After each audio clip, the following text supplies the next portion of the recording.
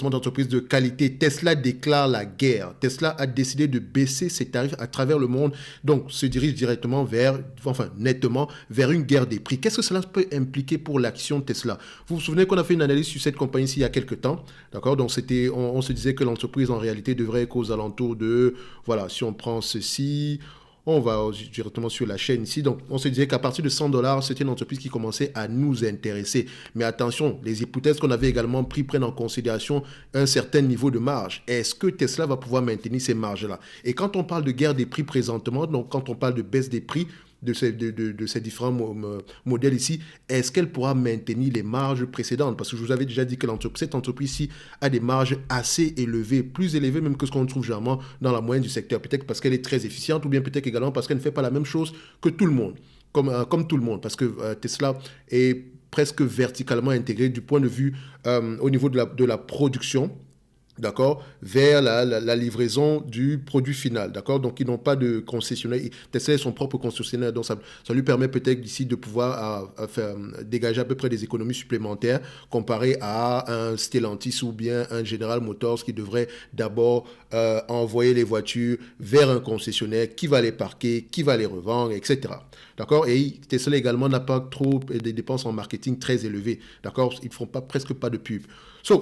On va lire cet article ici, on va le commenter, d'accord? On va aller rapidement. Tesla a baissé jusqu'à 20% les prix de vente à travers le monde de ses véhicules électriques, accentuant une stratégie concurrentielle agressive face à une demande automobile au ralenti.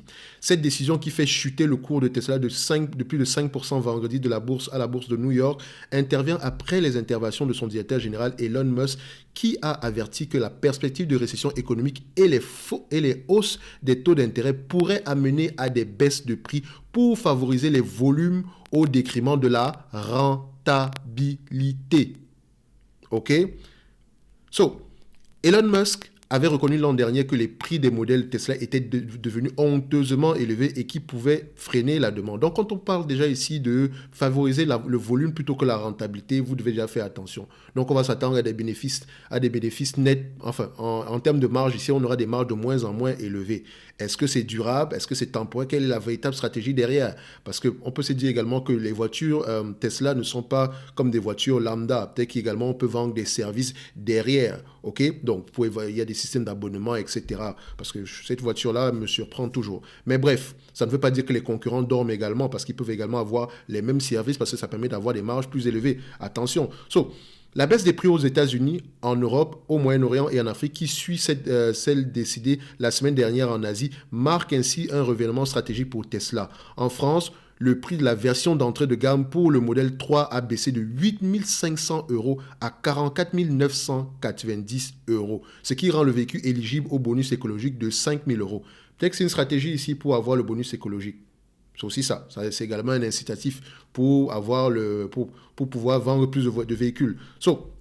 Aux États-Unis, premier marché du constructeur, on constatait jeudi soir des baisses allant de 6 à 20% sur ils ont dit la modèle, sur le modèle 3 et le modèle Y, selon les calculs effectués par Reuters sur les prix affichés sur son site internet. Ces nouveaux prix ne tiennent pas compte du crédit fédéral de 7 500 $ accordé depuis le début du mois pour l'achat d'un grand nombre de véhicules électriques. En Allemagne, les prix des modèles 3 et Y ont été réduits de 1 à près de 17% selon les options. Tesla a également baissé ses prix en Autriche et en Suisse. Donc, c'est la baisse généralisée, ce sont les soldes chez Tesla. L'offensive de Tesla menace de provoquer une guerre des prix dans l'industrie automobile qui peine à se remettre de la crise des puces et amorce tout juste un virage franc vers l'électrification. Et ça, c'est un peu dangereux dans le sens où ça pourrait impacter les marges des autres entreprises qui n'ont pas encore atteint la vitesse de croisière au niveau de la production des voitures électriques. D'accord? C'est peut-être une stratégie ici de Tesla pour se dire OK, nous, on va favoriser l'autofinancement à court terme, d'accord? Et pendant ce temps, vous n'aurez pas le choix que de nous suivre.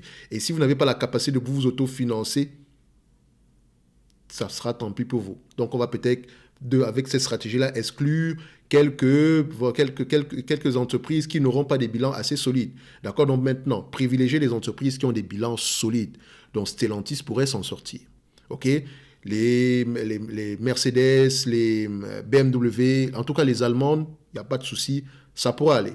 OK? Mais la guerre des prix ne sera pas, ce n'est jamais bon signe dans une industrie qui a déjà des marges assez rikiki. OK? Donc, quand je parle de marge assez rikiki, ici, regardez ceci.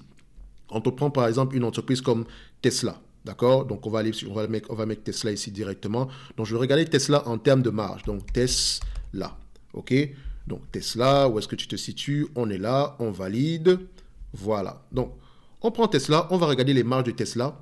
Et on va regarder également les marges d'une compagnie comme Toyota, ok? Parce que Toyota, c'est un peu plus vieux que Tesla, d'accord? Donc, on pourra avoir des marges, enfin, des informations sur les marges ici, un peu plus étendues dans le temps, d'accord? So, on prend Tesla, donc je vais les mettre ici en histogramme. Donc, on prend ça, histogramme. Vous voyez que Tesla, c'est à partir des dernières années qu'on gagne un tout petit peu d'argent. Donc, on va le voir comme ça. Maintenant, je prends Toyota, TM, pour Toyota. Toyota Motor, je prends juste le stock qui est aux États-Unis. Donc, on va le mettre ici en... Je vais les séparer pour que ce soit... Voilà. Je vais les mettre ici sur les... Voilà. Quand vous regardez les marges ici de Toyota, vous voyez que les marges de Toyota sont aux alentours de 6% par là.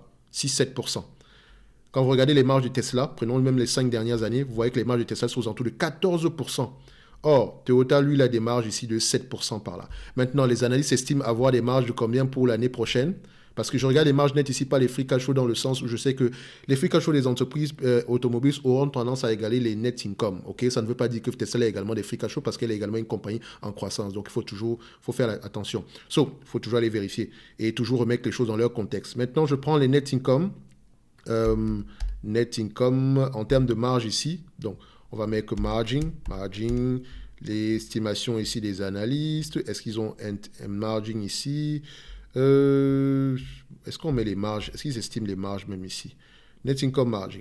Alors, on va mettre ça ici rapidement. Est-ce que j'ai une information sur les marges? Non, pas d'information sur les marges ici. Je n'ai que le gross margin, le free cash flow en termes de pourcentage ici. Je n'ai pas plus que ça. Bref, c'est pas grave. Ce que je veux voir ici, c'est que cette entreprise a des marges très élevées par rapport à ce qu'on a généralement dans l'industrie. Maintenant, si on va dans un environnement où on doit baisser les prix, quel sera l'impact sur la marge brute? Parce que s'il y a un impact sur la marge brute, il y aura un impact sur la marge nette. Comment est-ce qu'on va donc évaluer Tesla en date d'aujourd'hui? Comment est-ce que quelqu'un devrait se positionner, voilà, afin de pouvoir au moins avoir une idée générale de comment est-ce que les choses pourraient se passer? Je ne dis pas que ça va arriver. Peut-être que Tesla peut maintenir ce niveau de marge si vous ne savez pas, parce que c'est une entreprise. Il n'est pas fou, ce PDG. Il faut faire attention. Il n'est pas fou. Comme je dis toujours, il ne faut pas sous-estimer Elon Musk, parce que lui-même, il se surestime. Donc, on prend ceci. À peu près, nous avons une entreprise ici sur les... Je prends Toyota, je prends les marges de Toyota ici, d'accord, plus facile, parce que Toyota a plus un historique ici, un historique plus élevé. Je prends des marges à peu près de 7% par là, d'accord, 6,40. Donc, si on prend les 10 dernières années, on a 7,43, d'accord. Donc, je vais être gentil, je vais prendre ça ici, je mets en yearly, d'accord, en yearly ici, on est à 7,5. On va prendre 7,5 des 10 dernières années, 7,5, ok. Si je prends 7,5% ici. Regardons le revenu attendu de Tesla l'année prochaine pour les 12 prochains mois. Net sales pour les 12 prochains mois ici, nous attendons combien? Ok, nous avons à peu près, vous voyez que ça descend, je vous ai dit que regardez la tendance également. On s'attend à peu près avant, on avait des objectifs à 110 milliards, là on a 103 milliards. Disons, on va mettre 103 milliards, comme ça, 103 milliards. 7% de ce montant, c'est combien? Fois 0,075. On arrive à combien? 7 milliards 725. Maintenant, c'est le secteur automobile. N'oubliez pas, les PEA sont généralement très peu élevés dans ce secteur-là. Mais Tesla est une entreprise en croissance. Voilà, ça reste un vendeur de véhicules. Il faut faire attention. Donc, quand je fais prendre des marges même de 20 fois les bénéfices, je suis trop gentil. Je dis bien, je suis trop gentil. D'accord? Je prends fois 20 fois les bénéfices. D'accord? Ça me donne à peu près 154 milliards divisé par le nombre d'actions. On a à peu près, en date d'aujourd'hui, si ça augmente, j'espère que ça ne va pas, si ça augmente, ça sera différent. On a à peu près 3 milliards 447. Et également, on regarde la dette nette, vu que j'enlève toujours la dette nette ici. On a une dette nette ici. Est-ce qu'on a du cash net? C'est une entreprise qui a plutôt du cash net. Admettons qu'on fait plus 15 milliards ici de cash net, plus 15 milliards. D'accord? Divisé par le nombre d'actions, à peu près 3,47. D'accord? Ça donne une valorisation aux alentours de 48-49 dollars par là. D'accord? Donc, on se dit ceci. Si Tesla baisse ses prix, d'accord, et qu'on arrive à avoir des marges qui reviennent à peu près au niveau de ce que l'industrie connaît généralement aux alentours de 5-7% par là. J'ai pris les marges de Toyota, qui est l'une des entreprises les plus efficientes du marché. Admettons même que Tesla est assez efficiente au niveau de Toyota et qu'elle vise peut-être des marges au niveau de Toyota, par exemple, pour favoriser les volumes. Parce que Toyota également favorise beaucoup les volumes. On va se rendre compte ici que c'est une entreprise qu'on pourrait racheter aux alentours qui pourrait valoir aux alentours de 50 euros.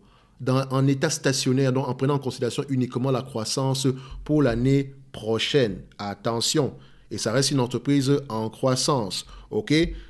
Au prix actuel, est-ce qu'on va se dire que Tesla n'est donc pas une opportunité d'investissement? Comme je vous l'ai dit, ça dépend des marges. Maintenant, à vous de voir, dans votre analyse, dans ce que vous allez prendre en considération pour analyse ici, est-ce que vous pensez quelles sont les marges que Tesla pourrait avoir?